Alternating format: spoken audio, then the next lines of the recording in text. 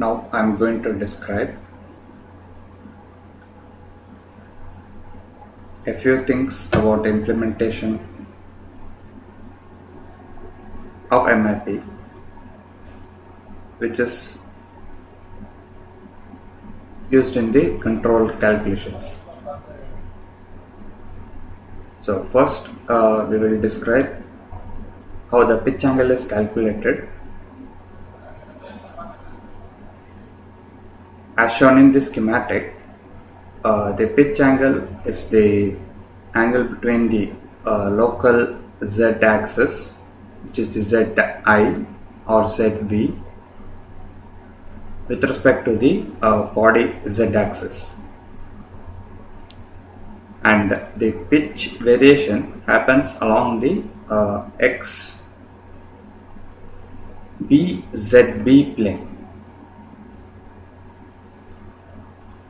So an inertial measurement unit mounted on this will have the x-axis accelerometer AX and the z-axis accelerometer AZ used for calculating the pitch angle.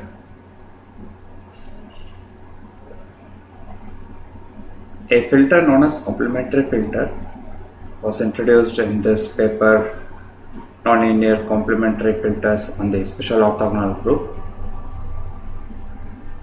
and a passive filter from that paper is as shown here. R bar dot equal to R bar into the terms which are just been presented. The omega hat represents the body angular velocity, the R bar represents the specific rotation, and this is the correction factor, which uses the Ry, which is an approximate measurement of the corresponding rotation. So the R bar is the estimate of the actual attitude. So since we are only calculating one angle, which evolves on S1, it is known that SO2, which is a special orthogonal group of using a 2 by 2 matrix, is actually diffeomorphic to S1. Hence it can have a global parameterization of this form, and omega hat, which is the body angular velocity, is of this form, where alpha dot is the actual measurement using the y-axis gyro, and the measurement of the pitch angle, which results in the rotation matrix, is of this form. So the normalization has been done to scale it to cos alpha and sin alpha. So substituting this R bar, omega hat and Ry in this equation,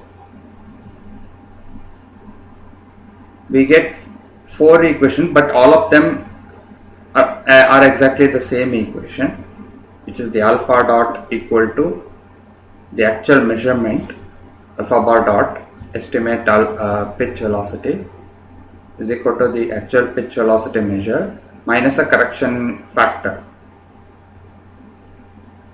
So integration of this equation gives an estimate of the actual pitch angle alpha, which is alpha bar, which is what has been shown here in the code, which was shown earlier as well.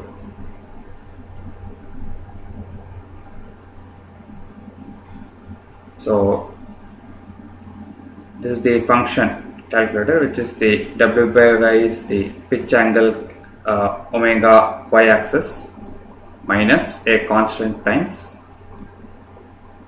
So this is a representation of AX cos alpha hat plus AZ sin alpha hat divided by square root of AX square plus AZ square, and then numerical integration is performed to get the estimate of the pitch angle alpha.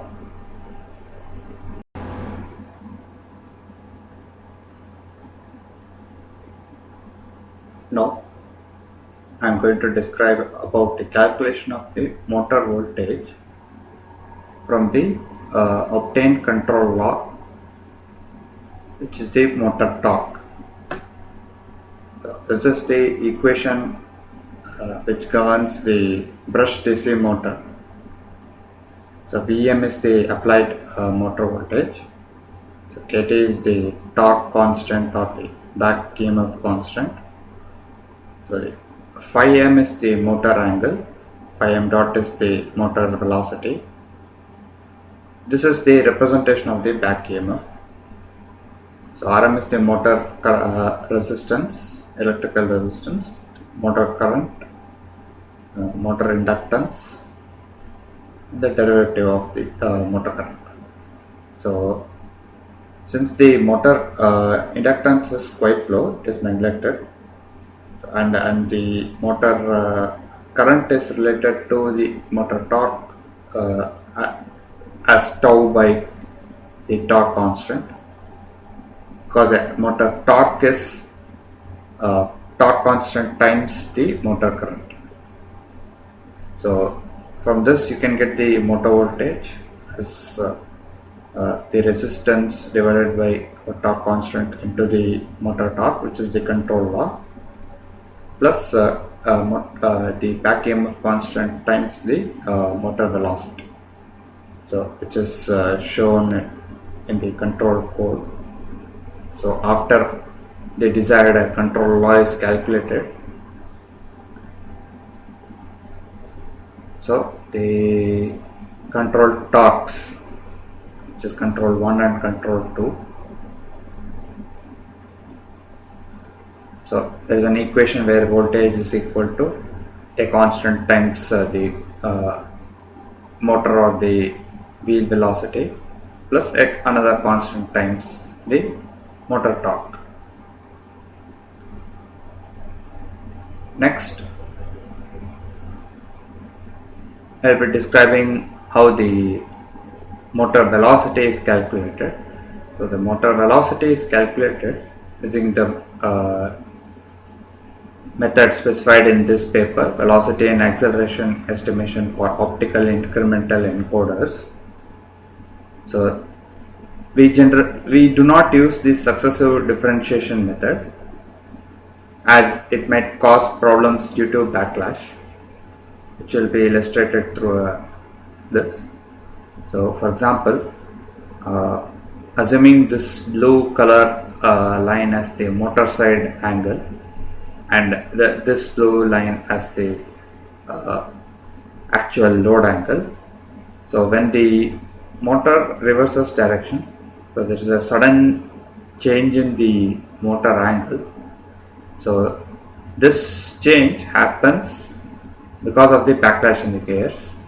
So the motor side rotation is happening, but there is actually no rotation happening at the load, which is the wheel. So if successive differentiation is used, this will introduce a big spike. So instead of which, what we do is, what is done in this paper is, a curve is fitted using many number of samples as shown here. So using the timestamps and the motor actual motor angle measured, so a curve is fit where these are the coefficients of the curve. So here we have shown a quadratic being fit for over a period of 4 samples, which is the actual thing used in the implementation. So and then the curve is differentiated to get the actual velocity, so which is plotted here. So the blue is the actual load angle velocity, which is the wheel velocity, and a huge spike due to this has been eliminated because of the estimation due to a curve fitting method. And this can be seen in the encoder function. So a small The curve fitting and the velocity calculation happens in these loops. First for the right wheel, where the motor angle is measured using the encoder counter, and similarly for the left wheel as well.